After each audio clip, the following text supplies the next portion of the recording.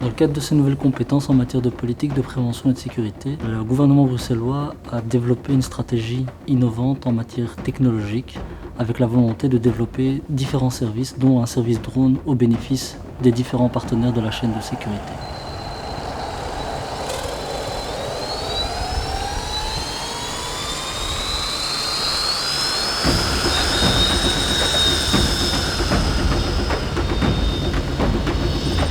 Ces outils sont particulièrement utiles dans le cadre d'opérations de maintien de l'ordre public et donc ils ont déjà été utilisés à différentes reprises lors d'événements et de manifestations, ainsi que pour des incendies ou des interventions des pompiers dans des immeubles en cours de stabilisation. C'est essentiellement un support visuel, donc c'est un appui opérationnel qui fournit des images en temps réel ou différé selon.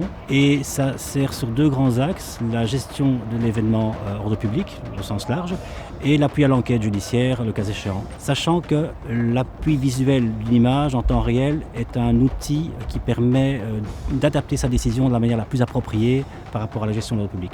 C'est un soutien vraiment à la décision pour les gestionnaires d'événements. L'avantage des drones que nous utilisons actuellement, c'est qu'on peut être assez rapidement disponible sur le terrain. On peut travailler évidemment dans des endroits plus confinés où l'hélicoptère aurait éventuellement moins de facilité à pouvoir intervenir. Donc on sait vraiment travailler dans des endroits plus restreints.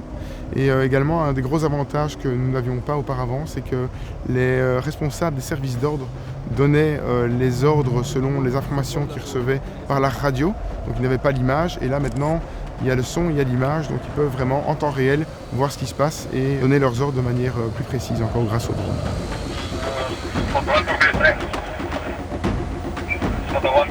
Ce projet a pour vocation à être étendu à d'autres partenaires puisqu'il était initialement prévu pour appuyer la gestion du maintien de l'ordre public ainsi que des incidents et qu'il est désormais utilisé pour la gestion de la circulation routière, de la mobilité et des incidents de sécurité de manière générale comme les incendies.